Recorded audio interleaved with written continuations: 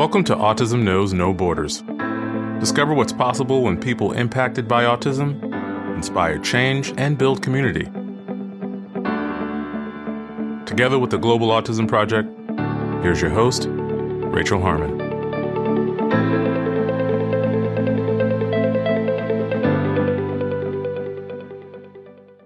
Hello, everyone.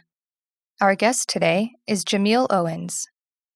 Jamiel is the host and creator of The Ausome Show, a co-host of The Ben and Jay Show, and an all-around public server. As the father of a 12-year-old boy with autism, Jamiel encourages other fathers to open up about their feelings regarding their children's diagnoses. In today's conversation, Jamiel shares what it was like to learn about his son's autism, how he's evolved as a father, and what his son has taught him about life. He describes the challenges of raising an autistic child in the Black community and offers possible solutions that could help improve communication between law enforcement and families impacted by disabilities. In this episode, discover what's possible when love transforms grief into acceptance. For more information about Jamiel and his work, please visit autismknowsnoborders.com. And now, I present you, Jamiel Owens. Hi, Jamiel. Welcome to Autism Knows No Borders. Thanks for being here today. Thank you for having me. I'm blessed and very appreciative to be on such an amazing platform as yours. Could you please introduce yourself? The average man that I am, I'm Jamiel Owens. A lot of people call me Mill, Jay, whatever is comfortable for everyone to call me. I'm a 38-year-old awesome dad. I don't really like to use the word autism too much when describing our awesome children and individuals who are on the spectrum, so I use the word awesome. A couple things about me. I'm an author within the Autism Parenting magazine. I had an article published 2 times. You can always look at those articles that I have. One more important factor is that I'm a husband. In today's society, it is very, very frowned upon because of so many things that are going on. But this is a key part of who I am. I'm an advocate for my son, something that I emphasize not only for everybody that's going through this, but also those individuals outside of the community. I'm an advocate for just people who can't quite get the words in order to speak up for their child or others that they love that are on the spectrum. I'm a volunteer firefighter here in Hatfield, Pennsylvania. Just another way for me to give back and serve my community. Ex-corrections officer, so law enforcement is actually in that. Host and creator of what is called the Ausome Show. And what this is a platform for fathers of those awesome children to actually speak when it comes down to feelings, depression, anger, everything that has to do with the diagnosis of autism. And also shout out to my co-host, Ben Hartraff. I am a co-host of a show called The Ben and Jay Show, which is through a nonprofit called Access Services. Shout out to my staff over at Access Services. And what we do and what we have been doing is in the midst of COVID-19 is allowing our awesome families within the community to let them know that we have not forgotten them in the midst of such tragic times. So in a nutshell, I am a public servant. Wow, thanks for that. Thank you. Awesome. Yeah, we'll talk more about your shows and the work that you're doing later on in this conversation. First, let's start with your son. Tell us about Shane. Shane is an amazing 12-year-old boy that basically pushes me to be better as a man and as a father. He's rambunctious. He's joyful. He's the type that really just want to make sure that everyone is being taken care of. Everyone has a smile on their face and that they know that he loves them is the most important thing. He's a lover of structure, as so many of our awesome children are, but he is very, very articulate in the way he actually speaks, how he introduces himself to others. He loves trains, simply loves trains, everything about trains. He is a historian of trains already at the age of 12 and just a happy, upbeat child. I've never experienced someone with so much raw emotion of happiness before in my life. Cool. What was it like for you to find out about Shane's diagnosis? It was hard. And this is one of the reasons why I started the Awesome Show. I remember there was a lot of feeling of failure. And this came from, just the plight out in the world of that men, as men, we must produce and our offspring must be strong, if not stronger than what we are. And, getting that diagnosis initially was a blow to my ego. It was something that I did not know how to grasp. I didn't understand. And as many of you also parents already know, when doctors, back a couple of years ago, when they gave us the diagnosis, it was just it. It was, hey, your child got autism and here goes some services. Good luck. That was it. How old was Shane at that time? Shane was 3. He was 3 when he was diagnosed on the spectrum, just as many parents have found that the age of their child has started to develop some signs of being on the spectrum and having them diagnosed. It was a blow. It really was a blow to, I think, more personally me, which we have to separate ourselves as men from that because it now deals solely with the child. We are the support for the child. So it was a crusher. It was something Mm-hmm. that was very, very hard to deal with. And how was your reaction different from Shane's mom's reaction? Oh, very different. I think a lot of people already know, but if you don't know, is that women tend to take this information, this news, a little bit more. I'm gonna use the word positive. And what I mean by that is that they're like, okay, my son has this, my daughter has this. Though I may not agree with you right now, I'm going to find the treatments and everything necessary to make sure that my child will be okay, straight from the door. What happens is that we go through the transition as men of processing this and our own feelings. Then what slowly happens, what happened with me, is we switch roles. The women, and I could be wrong, but this is from my personal perspective and standpoint, is his mother later on, after finding out all the information and speaking about it and vitamins and supplements, anything to do to actually help him in therapies, then began to deal with her own personal issues. So it's more or less she put our son in the forefront while I was putting myself on the forefront. So our views were totally different when our son Shane was first diagnosed. Mm-hmm. And how did the way that you processed his diagnosis affect your relationship with him? I'm gonna be, the utmost transparent with you. Is quite honestly, I wanted that reset button. I wanted that button to sit there and to say, hey, you know what? This is not right, God. What you did to me is not right. I don't deserve this. I deserve a child that's healthy, that's just regular, quote unquote regular, and doesn't have any of these disabilities. And I wanted to leave. Mm. I really wanted to leave. It ooh. It was very, very, very, very hard for me to understand why I am having a child as awesome as my son Shane. But that goes back to really the beginning of my life. So just to give you another piece of me of who I am actually disabled myself. I have what is a medical ailment on my right leg, which is called an AV fistula. So I have been gawked, I have been ridiculed, I have been looked at and looked in awe by adults and kids my entire life, which affected me.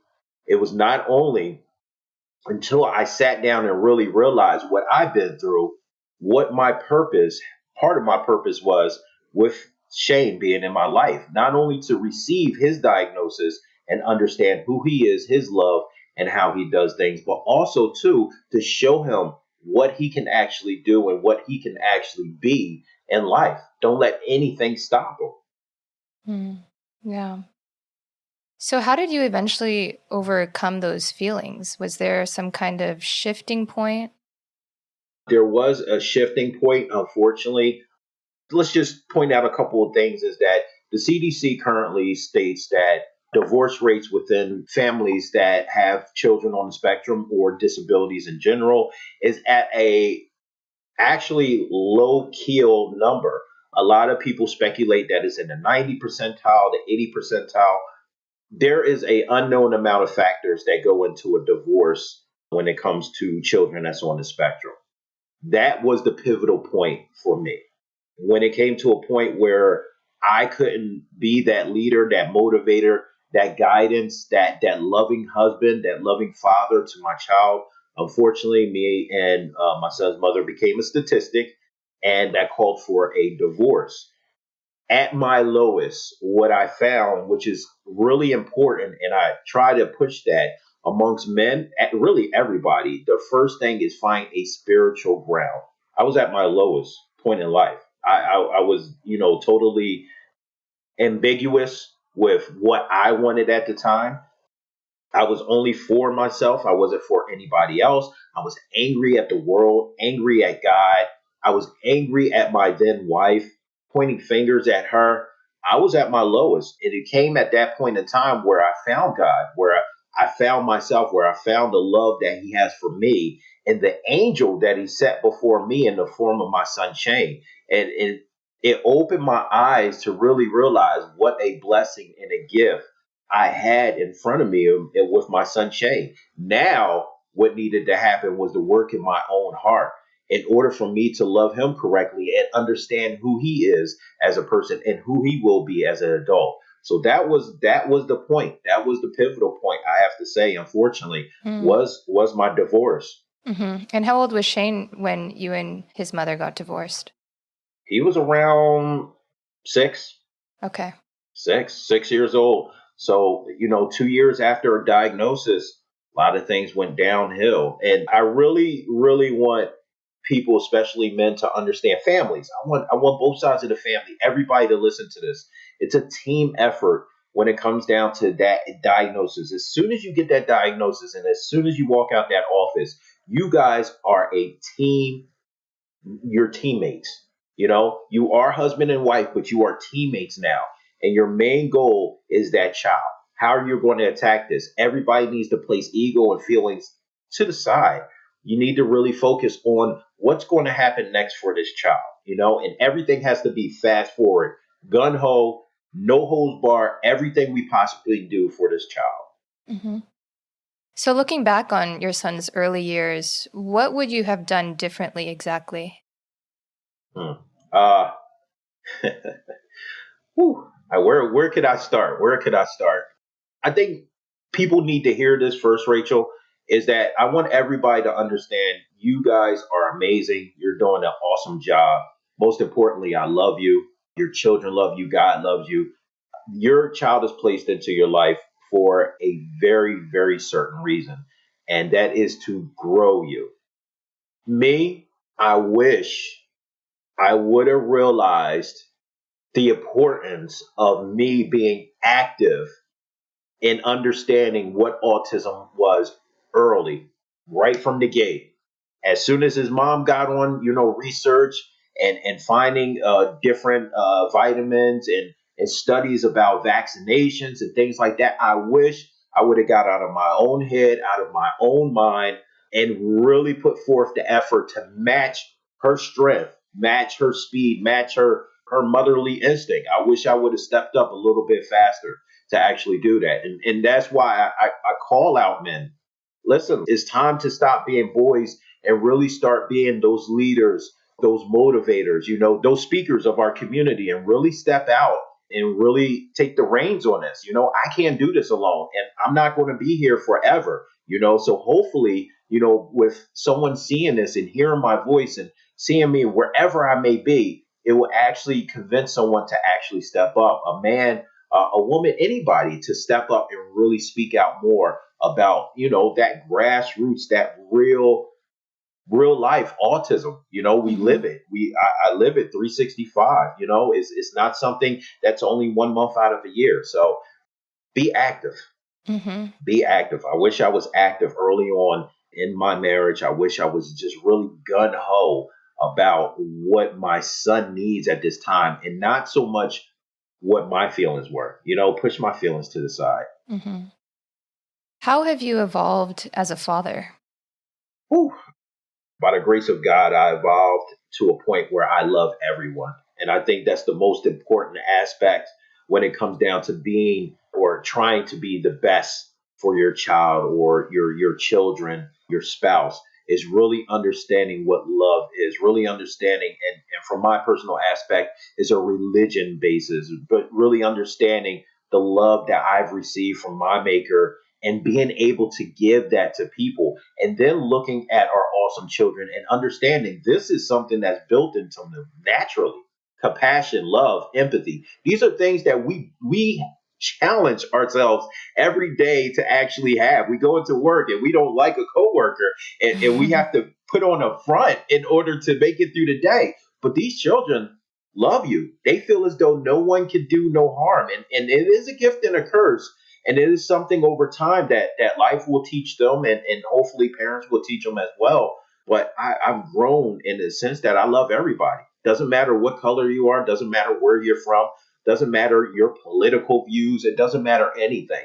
I show you the same love as I would show my grandmother, my mother, my father. And I think that's what's bringing me closer and closer. Well, no, I don't think. I know this is what's bringing me closer into my purpose. And my purpose here is not of myself anymore. My purpose is to serve my community. My purpose is to leave that paper trail for my son, to sit there and be like, you know what? I'm not going to be quiet. When he gets adult, I'm not going to be quiet about who I am as a person. I am going to speak out, and I'm going to help people understand who I am, and others that are like me. Yeah.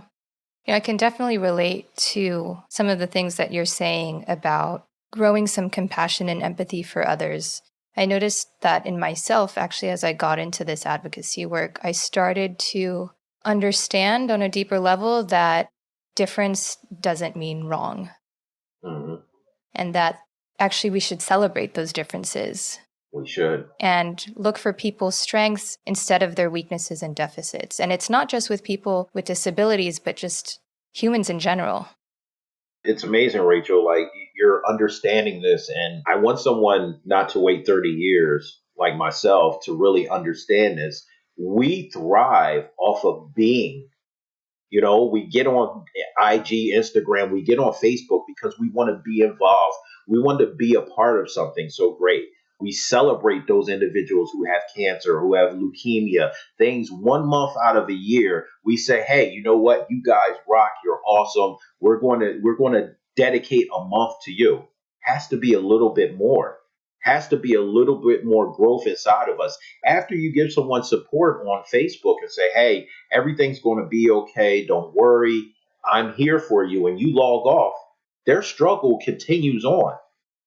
Trust me, you gave them a lot of support, and I applaud anybody who does that on a day to day basis. But what more are you doing to help grow yourself, to let down the calluses of the world? And I understand it's hard. Even in the Bible, it speaks that you must guard your heart, but it doesn't mean guard your heart from everything and everybody.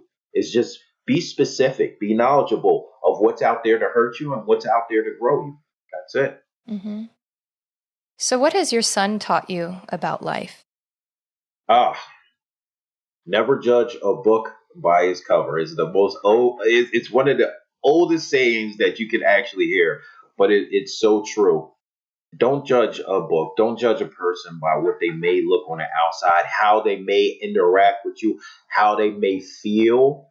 Always get to know what the inner person is. Everybody has trauma in their life. Everybody has been through ups and downs. It is guaranteed in life. If we had a perfect life, trust me, it would probably be, boring, say the least. But we're in a position where we have trials and tribulations. Shane has purposely showed me that through every single thing that I have been through, where I was the wrong person, where maybe someone else was at fault, that I am still a person that can be good and will be good. And what that does, that takes us, unfortunately, in times today, we're speaking about, racial issues and other things that are plaguing this world. It's all about listening. And when you listen, you can't just listen with your ears. You got to listen with your ears, your eyes, most importantly, your heart. And you got to listen with your mouth. You got to be able to reiterate everything that you grasp. So when Shane started to become older and be more active and just be a boy, just growing up, there was times that I actually cried. I cried because I knew I was failing as a man. I was failing as a father. I was failing as a provider. And Shane would come out of his room. I don't know how he heard me because I tried to be quiet, and he would give me a hug. Mm. And he would say, "Daddy, it's okay."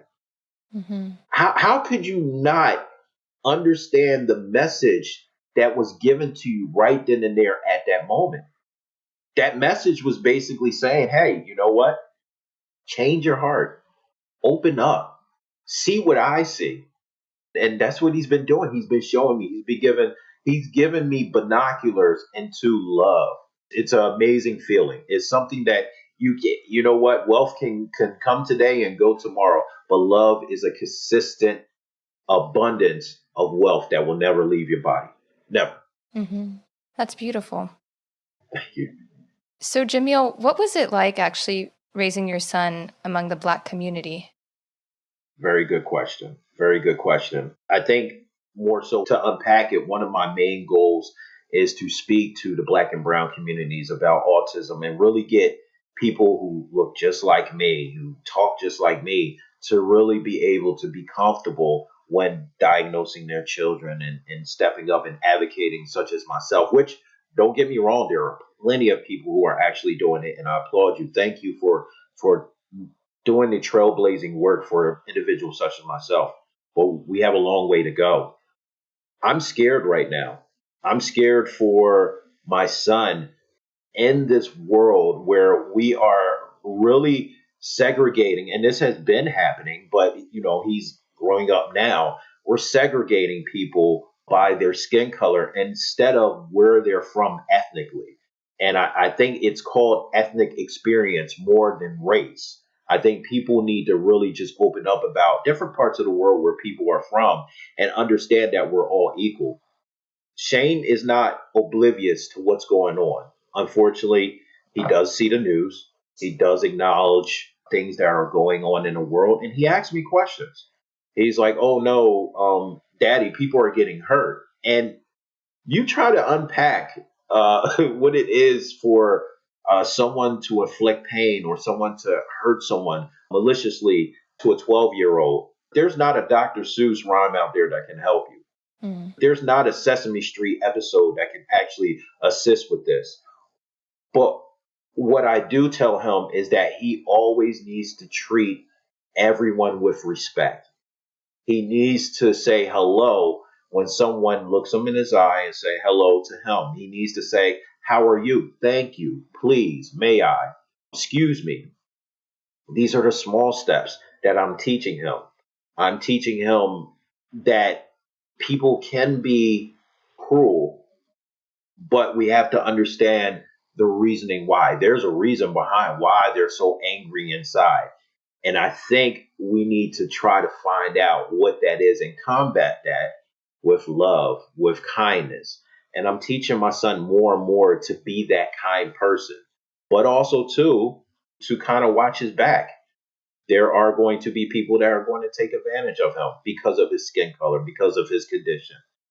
But more importantly, I want Shane to just be proud of who he is. He's a mixed child of African American, Puerto Rican, and I want him to embrace his culture in both sides, and both people, and all people. So that question is a never-ending question. Mm-hmm.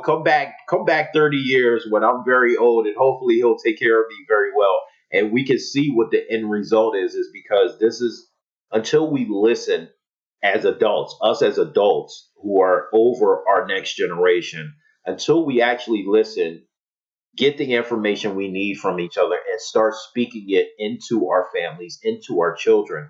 It's going to be a long book. It's going to be a long read for someone to read way up in the future. They're going to be taking out textbooks about this. But I'm scared.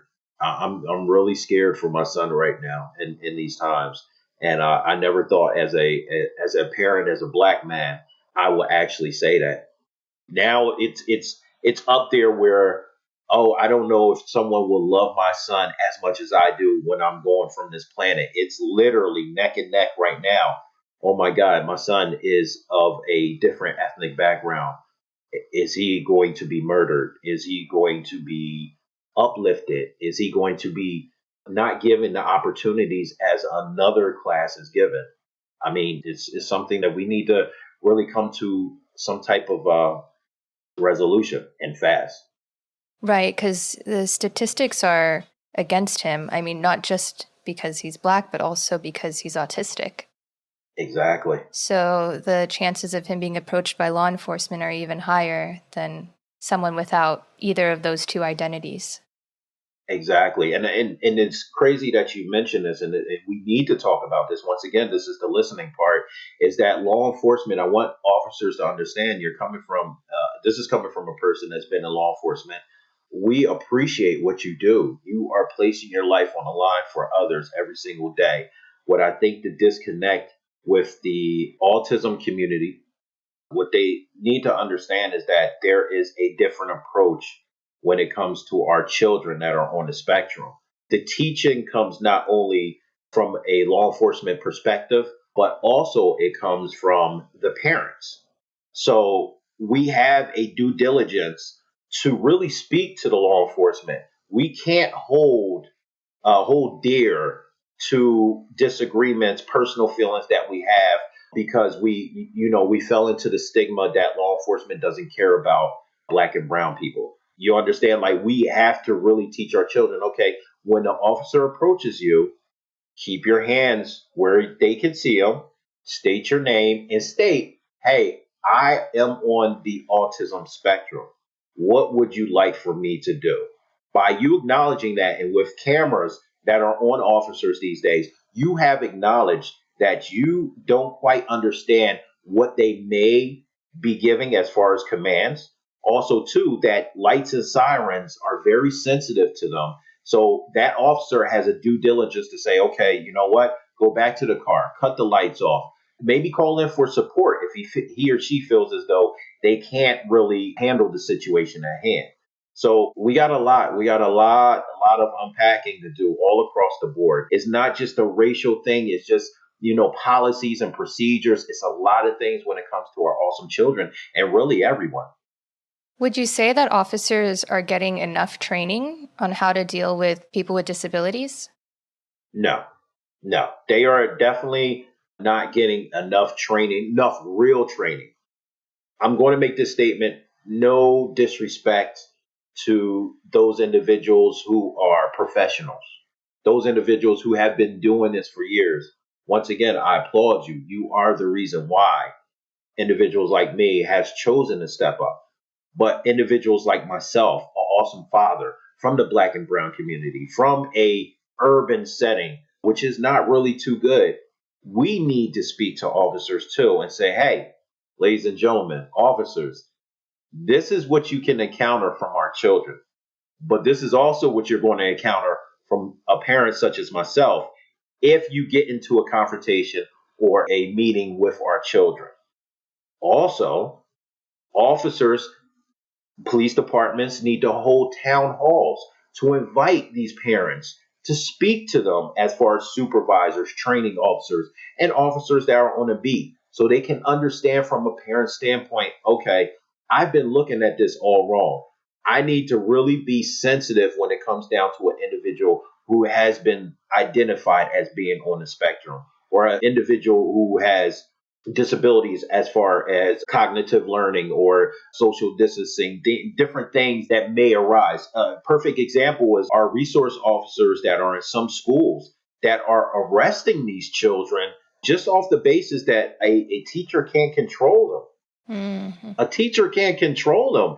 And a resource officer is advised by the teacher, hey, this child is out of control. I can't control them. The officer comes in, thinks the child is just being deliberately just disobedient and placing cuffs. Can you imagine getting a call from your school saying, hey, your 6-year-old daughter or son was placed in cuffs and put into a holding? Can you imagine that?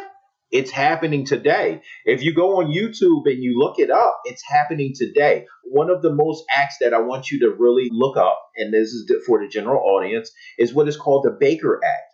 And this is an act that is implemented down Florida, but it is implemented in every other state, just under a different name, that gives law enforcement, judicial agencies, or someone within control as far as a teacher, the ability to hold a individual without their consent.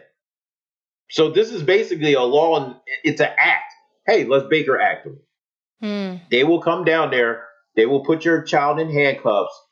They will question your child, which is not right, and they will detain. The Baker Act allows a individual in law enforcement to detain a individual which they see is not competent as far as mentally to basically represent themselves. That falls in line with children that are on the spectrum, unfortunately, because if you're dealing with children who are on the spectrum, a lot of times they do have issues with social interaction, communication, eye contact, things of those nature. If they have a sensory issue when it comes down to noises, the officer's radio, it could be so many things that would trigger them off. They will be non-compliant with an officer. And an officer sees this and doesn't have the correct training as far as our awesome children. They will see that as being combative and they will place the cuffs on your child. Wow. This is a dangerous line. And this goes outside the classroom, also to onto the streets for our older individuals that are on the spectrum. It's dangerous. Yeah. And then they get taken to the station and maybe pressured into admitting that they've committed a crime, which they haven't, just because they want to get out of that situation or they just want to please the officer.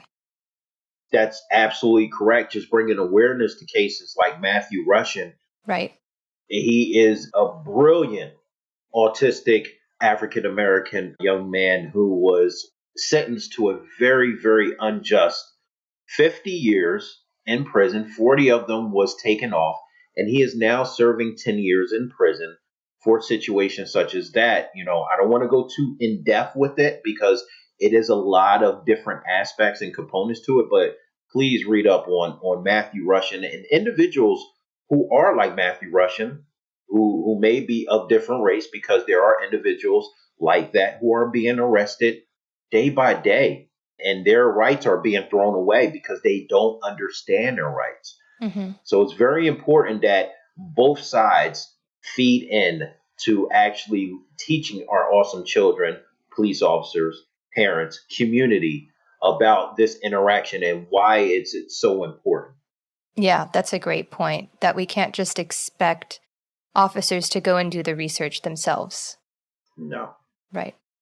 I want to pivot a little bit and go back to what you were saying about raising Shane among the Black community. Did you feel any kind of ostracization from the community because he's autistic, given the stigmas around having a disability within the Black community?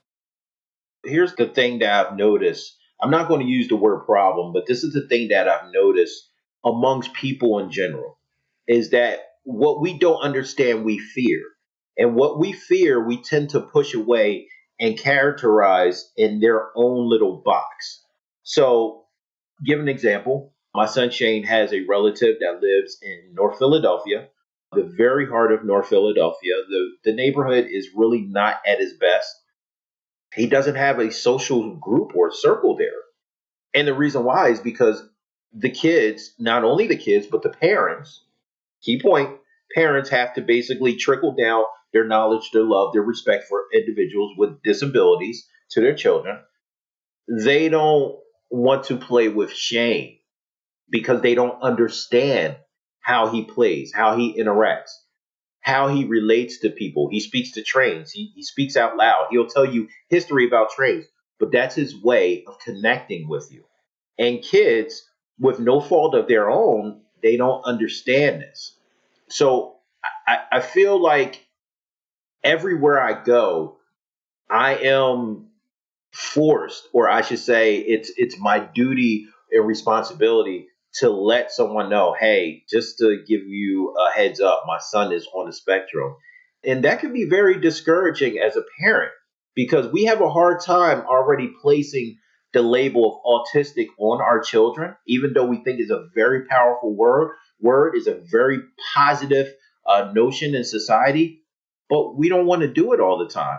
We just want our son and our daughter just to be just like everyone else. I think parents are more afraid too of not allowing the community or other individuals to know, hey, my son or daughter is on the spectrum. They might need a little bit more redirecting. I can recall one of the times that I took my son indoor skydiving. Most amazing experience that anybody can have. And I'm not saying it just as a person, but if you have a son or daughter on the spectrum or an older individual, please take them there. Test their limits because my son went first on every single trial. I was the scared one, but he went first. He was like, "Oh, I'm up next, Daddy," and was in there. I have video to this day for it. But I remember looking around at other parents and their kids, and I looked at my son, and he was looking away like this as the rest of the parents and the crew was sitting this direction. And I said, oh boy, the anxiety started to kick in. They're going to notice there's something wrong with Shane.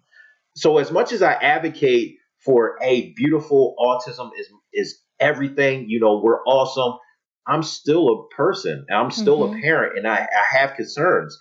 So I pulled the instructor to the side and I said, hey, listen, I'm not sure if you dealt with individuals on the spectrum before, but my son is on the spectrum. So you might have to really redirect them. And that's really, once again, him listening and saying, okay, so when we're in the tunnel, I have to take more attention to let him know how to hold his hands, to give me signals, and he'll understand.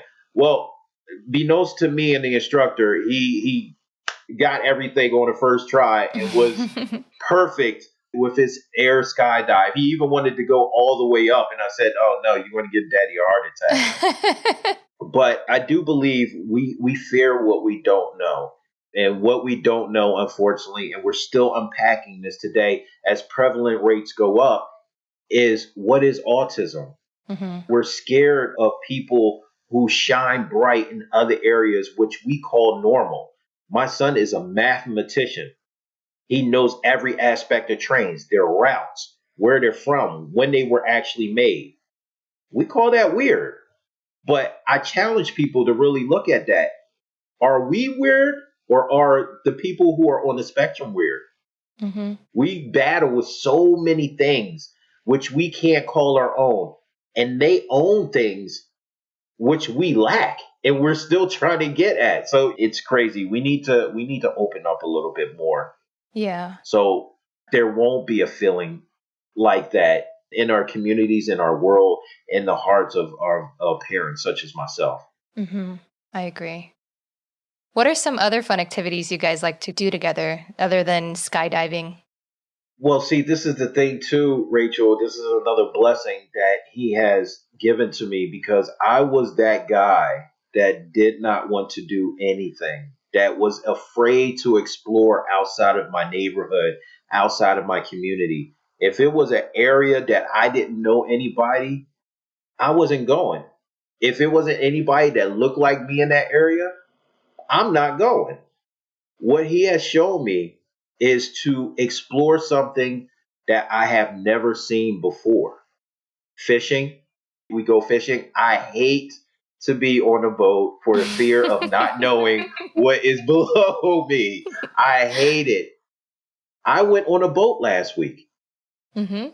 He has opened up so many things. We've went fishing. We went hiking. I listen, I'm born and bred Houston, Texas, but actually raised in North Philadelphia. I have never went hiking in my life. I love hiking now.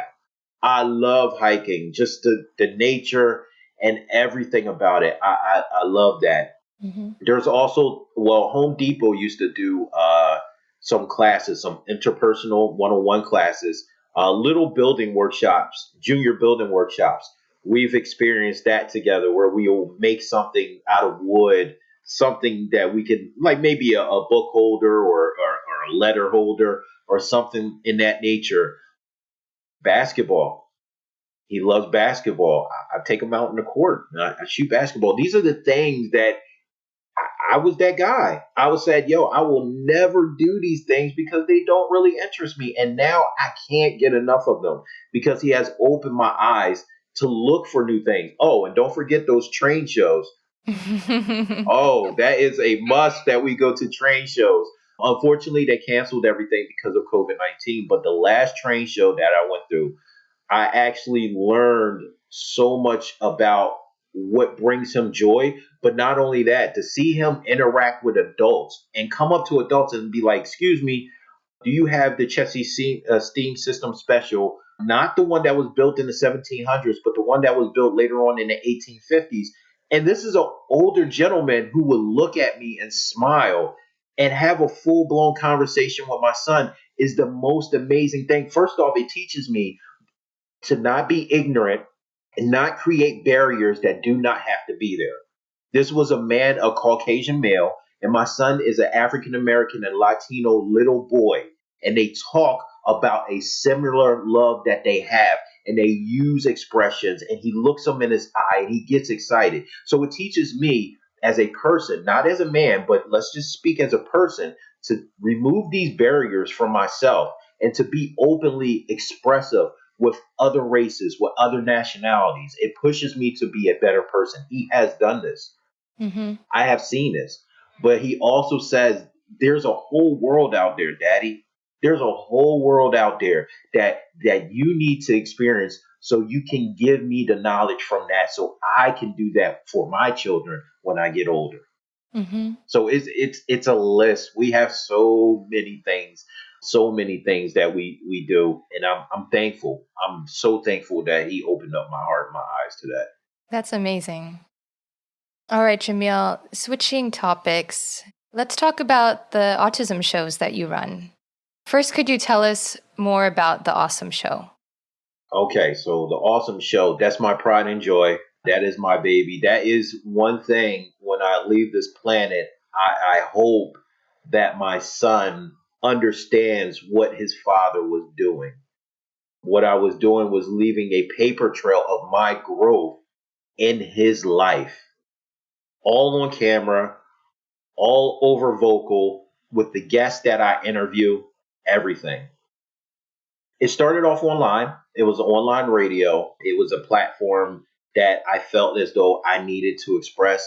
I had very engaging guests, which I still do, but now thanks to social media, I'm able to use IG Live so you get a more one-on-one personal experience. I started also to the Spotify portion of the Ausome Show, which gives a little bit more in-depth and insight. So you can check that out on Spotify as well.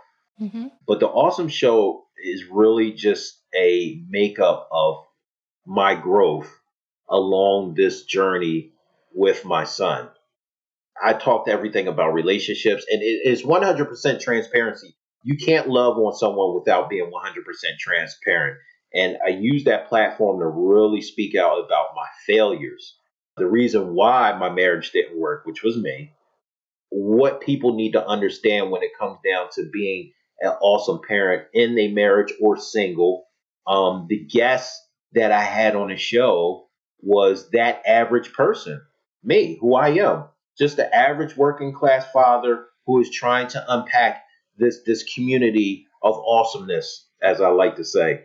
That's what the platform was for, but also to motivate men using I'm not going to say religious aspects, but using uplifting aspects. My understanding of my religion and that allows me to uplift people in a way that I don't even know how I do it a lot of times. And that's just the God speaking through me, but allows for me to connect with them, to understand that there is hope, that there is light at the end of the tunnel, that the feelings that they are feeling is warranted, but we have to overcome that. So that's really what the platform was for. The platform was for the public to be able to get on a radio and share their story, Mm-hmm. open up. get it off their chest as they feel. I have so many emails from past guests that said, oh my God, Jamiel, thank you for letting me be on your show. I was never able to speak openly about autism before until you asked me to be on your show. And to me, that's me loving on my community. That's me doing what my passion and purpose in life is. And I'm looking to continue this until God takes my breath. Mm-hmm. That is such important work, not only for the guests who come on your show and get to express themselves, but for the listeners too, to kind of relate to your stories and feel validated for whatever feelings they were going through, whether it's guilt or a hurt ego, like you were saying, and to just be okay with sitting with that. Mm-hmm. And from acknowledging that those feelings are even there, then moving on to healing and taking action to just be better. Yes. So can you share a story that has left you feeling inspired? I have so many. So many. I'm going to share with you, we're being transparent here. I'm going to share with you a personal story. Unfortunately, my mom passed away in 2014 due to cancer. She suffered from many other things, which she was absent from my life. I had 3 months with her. She had stage 4. I had 3 months with her. And when I was able to find her, because she was living on the streets for so long, I spent every day with her. I told my job, I'm sorry, you can do whatever you need to do, but I need to be with her. She only has 3 months left. I remember her saying that I want to give it my all. And the passion I've never seen. My mom was a strong woman, a strong woman. I never understood the strength of a woman, unlike my mom, until I actually had to realize how she was after her passing. And, unfortunately, going into the second month, she realized that it was just too strong for her. I remember going to the hospice facility, and she pulled me to the side. She said, sit down. She said, I want to show you something. And what she pulled out was a certificate to dedicate her life to Christ. You're talking about a woman who lived in this world, who bask in, all the greatness that this world has to offer. And a single mother at that time raising a child with a disability, teaching him how to be strong, teaching him how to be a man. It taught me 2 lessons in that. The first lesson is never give up. You got to keep on pushing on until God says you can't go on no longer. Keep on pushing up. That was my first lesson. And the second one was that I'm on the right track. Her religious preference was non-denominational. She didn't go to church, quite frankly, nothing. But for her to sit there and bow at the feet of who we see as our king and say, hey, I leave it to you. You take care of my life, really set the tone for me as a man, because it showed me that I can't do this by myself in life. I can't do this by myself in life. So I need a religious aspect, and then I need my son. And by me finding a religious aspect first to help me, it helped me appreciate what my son was doing. So now I understand I need that love from my son, which in turn made sure that I did not leave his side, which in turn made me a husband because I knew how to love a woman, which in turn makes me be on shows like yours to be able to speak out and speak openly. So you see where I'm going with it. There's a lot to unpack. I had to learn horrible lessons in life to get the motivation that I needed. And one of the motivations was unfortunately seeing my mom pass away in front of me. Yeah. It sounds like you've found a purpose. Oh yeah. Oh yeah. Everything else is adding on to it, the firefighting, just my average 9 to 5 job, just working. I work in a very, very hands-on industry, construction. And I'm meeting new people every day, new personalities. But the first thing I do every time I meet somebody, regardless if I'm having a bad day or they're having a bad day, hey, how you doing? How's your day going? The first thing, If you would have met me 5 years ago, Rachel, I wouldn't care how your day was. I wouldn't care. We wouldn't even be conversating like this. But you see how much, and I have to give, the glory to God. But my son, how much he opened my heart to be able to do things like this. These kids are amazing, Hmm. amazing. And us as individuals who are quote unquote normal in this world, we're not normal. What I always use this analogy. What if we're not the normal ones? What if our awesome children are the normal ones and we're the ones that are living inside a box? Did you ever think about that? Hmm. Yeah, actually, I have. See, we're on the right path. See, that's Yeah. amazing. That's amazing. Hmm. It's something that I think about all the time. But he has really opened me up. Hmm. Yeah, it's just, we've set these norms in society to be what the majority would think, but that doesn't mean that it's right. Exactly. We have to progress. We have to grow. We have to learn. We have to change. We're not changing anything right now. We're at the biggest stall. You think the economy is bad right now? There's a lot of hearts out here that are bad. That are bad. And in the midst of COVID-19, you should have been getting better. What I mean is that, you've been removed from employment. Things that you sit there and you go in and you're like, oh God, I don't want to be here another day. Oh, okay, great. Bang, you're furloughed. What did you learn at home about yourself, about your family, about your kids? What did you grow? Did you grow appreciation for everything that you have, how minute it might be? Or did you continue to complain, just like a lot of other people who are still complaining today? What changed in you? This time wasn't a time to bring out the bad in you. This time was a time for change. There were so many different elements that could not be covered up anymore that was exposed in this time. So what did you learn? I'm hoping that you grew. I know I grew, but I'm looking to grow more, and I hope that everybody grew in this time. That's actually something I've been reflecting on a lot and wondering because, I can definitely say that my priorities have changed as far as what I like to do in my free time and how much I value it.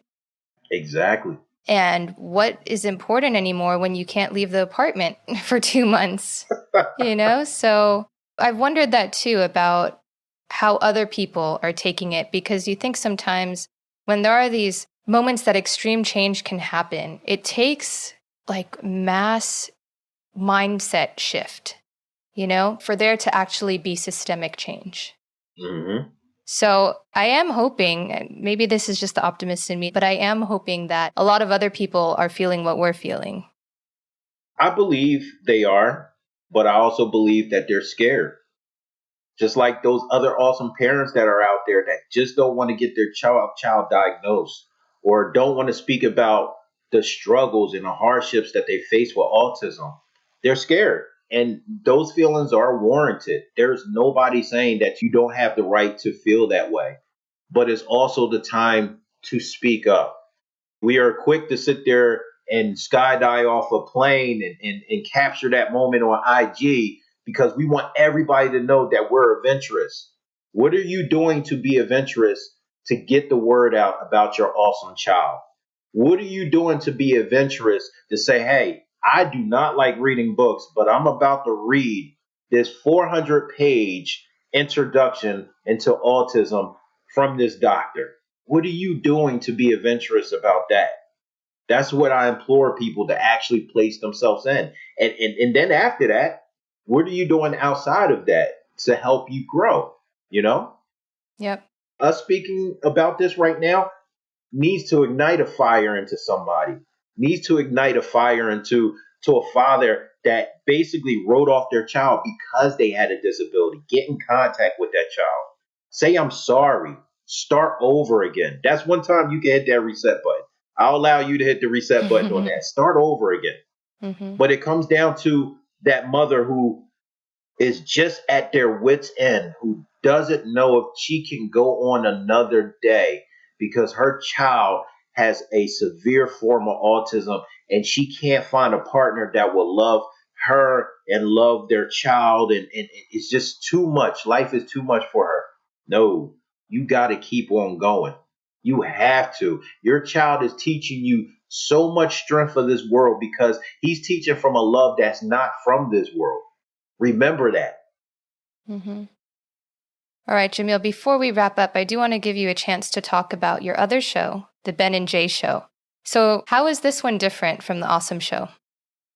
First off, shout outs again to Ben and Jay Access Services. Thank you. This show, the Ben and Jay Show, first off, I'm here to support a very good friend, a brother, a family member to me, Ben Hartrath, who was a guest on my show, the Ausome Show, along with his dad, Glenn, just to speak about a father's perspective and a son, a male perspective as being an autistic himself, an awesome individual. This show that we have now, we basically open it up to try to bring the community together to let you know that there are people all over the world who are phenomenal individuals who are doing incredible things as autistics themselves, supporters, and people that are just family members that just want to learn more. We have had Daniel Baldwin on our show. We have had the writer directors of Disney Pixar Float. We started this in the midst of COVID-19 because me and Ben wanted to give back. Access Services, a nonprofit organization, said, hey, we want to do as much as we can, support wise. We don't have a lot of money, but let's do some things. And we're already 20 shows in. 20 shows in of phenomenal guests. We've had Rachel Baker. We have had Rachel Barcelona from Florida, who was Miss Florida, doing amazing things to bring awareness to just the community and the society. We have had Juliana Featherman, the CEO and creator of Making Friendships. It's an app on the phone that allows our awesome children to not feel alone and connect all over the world by making friends. Come on. We're bridging the gap. And the most important thing that I want people to know and notice when they see us is you have a Caucasian 22-year-old autistic male.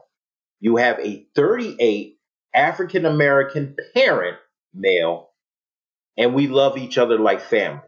Mm-hmm. No boundaries. So that's what the Ben and Jay Show is. You got to see us. You gotta log on. You got to see us. You got to support us, but you got to see us. To get the full aspect of what we're doing here. Mm-hmm. I love that. It's so important these days for people to feel connected to a community and have a safe place that they can turn to for resources. It is. It is. I think right now we don't have a safe place. We feel as though there's nowhere that we can call home. And I'm here to tell you that there is. It's a religious aspect of it. And when you understand that, your home is right here. It's right here. You got it. You got to unpack it. And when you unpack it, you'll start to see so many places of home, so many pieces of home. And home could be a person. Home could be a loved one. Home could be a child. Home is our awesome children. That's where we belong at. Just remember that. Mm-hmm. All right, Jamiel, I'd like to close with one last question. What advice would you give to fathers who may have just found out that their child is diagnosed with autism? Be there. This is life. There's no reset button on this. Everything you think you've been doing as a father before this diagnosis is nothing compared to what you're going to go through. There's going to be some hard times. There's going to be a lot of triumphs. But I can tell you that it is worth it in the end. You are not alone. What you are an amazing, strong individual. God placed something in your life because he wants you to be stronger.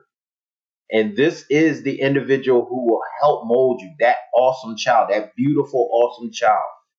But it's going to take 1,000% from you in order to make that happen and to make that visual for yourself, for your family, and most importantly, for that child. Don't give up. If you need help, I'll give you my cell phone number. I'll give you my email address. Contact me because transparency is key. I'm open to you, and everything you tell me is quiet as kept. You are not alone.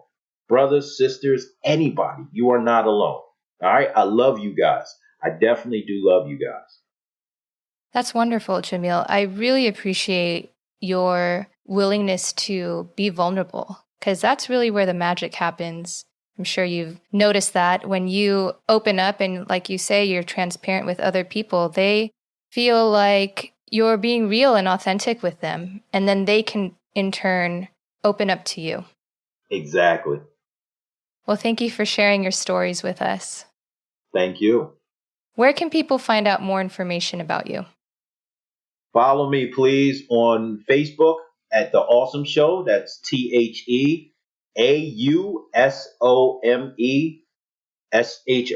just like show. On IG is all one word, TheAusome. Also, if you need to send me an email, The Ausome Show at gmail.com. That's TheAusomeshow@gmail.com. Check us out every Friday, the Ben and Jay Show. And listen, I love you guys. Please contact me if you need to talk, if you want to learn more. You are not in this alone. I guarantee you. I guarantee you.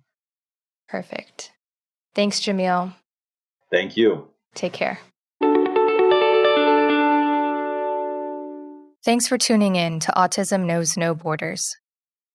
It's very common for some parents of children with disabilities to experience cycles of grief intermittently throughout their lives. They're grieving the child they expected to have and letting go of the hopes and dreams they had imagined for their future. After a diagnosis, parents may feel powerful emotions such as guilt, resentment, and shame.